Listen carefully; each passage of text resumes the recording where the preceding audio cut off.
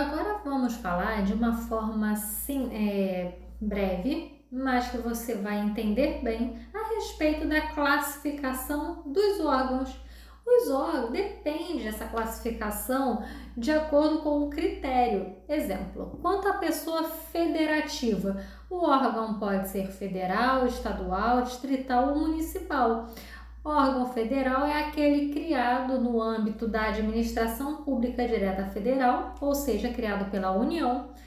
Órgão estadual é criado pelo ente federativo Estado, distrital criado pelo ente federativo Distrito Federal, municipal pelo ente federativo Município.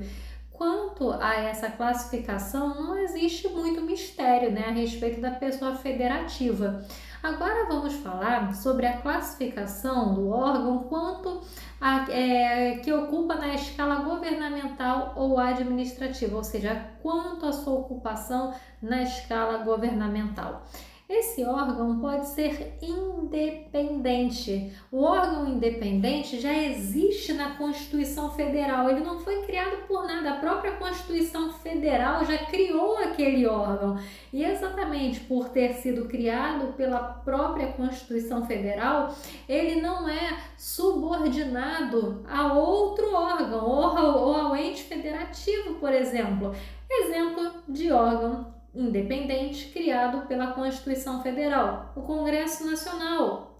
Outro exemplo, Presidência da República, a Governadoria do Estado, Prefeitura. Esses órgãos eles são independentes porque eles têm dispositivos na Constituição Estadual, Constituição Federal, Lei Orgânica Municipal, por exemplo. Então, eles são independentes, não estão subordinados, são de elevada hierarquia, previstos em constituições. Podem ser estadual, federal ou lei orgânica municipal.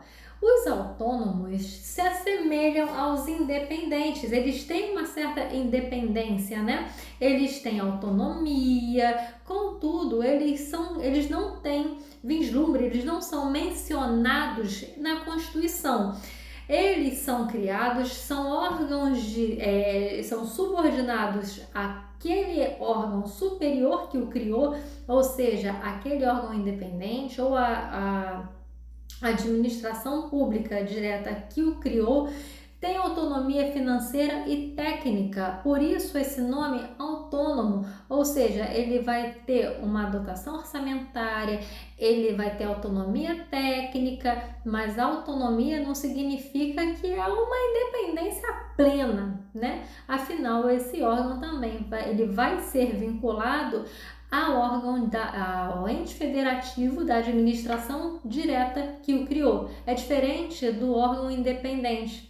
O independente não foi criado pela administração pública direta, foi criado pela Constituição. O autônomo não, o autônomo foi criado pela administração pública direta, logo vai se relacionar, vai ser dependente da União, do Estado, do Distrito ou município, tá? Distrito Federal ou município.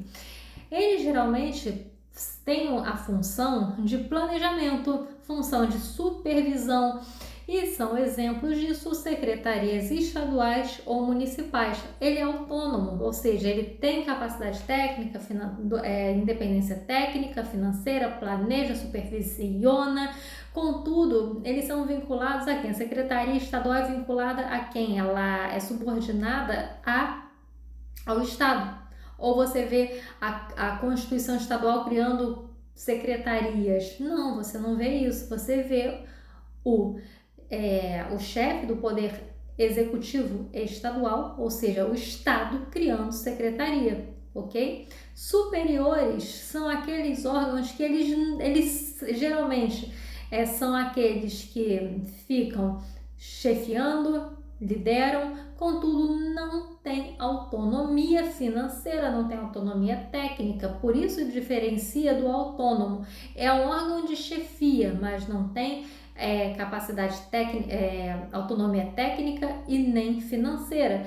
Exemplo disso são os gabinetes, coordenadorias e os órgãos subalternos, que é a base da pirâmide dos órgãos quando a gente os classifica quanto à hierarquia. O subalterno precisa obedecer não só à administração direta, né, que o criou, mas sim também os órgãos autônomos e superiores, ou seja, ele é a base, são a base da hierarquia administrativa. Eles não supervisionam, eles não planejam, eles não chefiam, geralmente são órgãos incumbidos da tarefa de executar. Agora, em relação quanto à composição, classificação dos órgãos quanto à composição. Eu trouxe a classificação mais importante para vocês no tocante a cair em prova, por isso eu não estou me alongando nessa questão relacionada à composição, porque é um tanto como chover no molhado. Por isso, eu quero que você aprenda basicamente o que são esses órgãos de acordo com a classificação. Agora, quanto à composição, temos órgãos singulares coletivos, tá? O singular ou impessoal é aquele que é chefiado por apenas uma única pessoa, como o presidente da República. Aqui nesse caso, o órgão singular ou impessoal é aquele que vai ser, cuja ocupação vai ser preenchida por um funcionário, por um agente público. E a manifestação volitiva, né, desse órgão basicamente vai ser a vontade do agente público que está naquele órgão. Já o coletivo ou pluripessoal é aquele órgão que é integrado por mais de um agente e eventual mandado de segurança contra um órgão coletivo ou pluripessoal é direcionado ao presidente desse órgão. Então, por exemplo, temos como exemplo de órgão coletivo ou pluripessoal, o CNPJ, que é o Conselho Nacional de Justiça, Conselho Nacional do Ministério Público. As decisões geralmente são tomadas por maioria, né, por votação da maioria. E a exteriorização da vontade dessa maioria vai caracterizar a vontade daquele órgão. Caso eu queira entrar com mandado de segurança contra o CNPJ, por exemplo, eu vou entrar com mandado de segurança contra o CNPJ e direcionado ao seu presidente. Qualquer dúvida é só escrever aqui abaixo nos comentários.